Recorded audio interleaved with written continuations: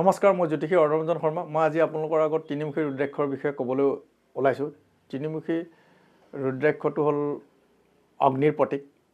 বিশেষকৈ মঙল শনি যদি একেলগে বহি থাকে বা মঙল ৰবি যদি একেলগে বহি থাকে, তিনিমুখী ৰুদ্ৰাক্ষ ধাৰণ কৰা উচিত। জ্যোতিষীসকলে সেইধৰণে পৰামৰ্শ দিয়া দেখা যায়। আৰু তিনিমুখী ৰুদ্ৰাক্ষৰটো বিশেষকৈ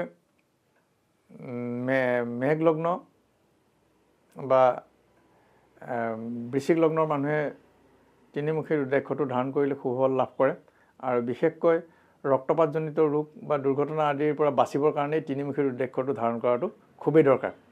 এই তিনিমুখী ৰুদ্ৰাক্ষ ধাৰণ কৰিবলৈ হ'লে প্ৰথমে আমি এটা তামৰ পাত্ৰত গংগা জল, দুবৰি, তুলসী আদি ডুবাই 1 ঘণ্টামান ৰাখি আমি পৰিধান কৰিলে মঙলবাৰ এটাত আমি নিশ্চয় শুভফল লাভ কৰিম।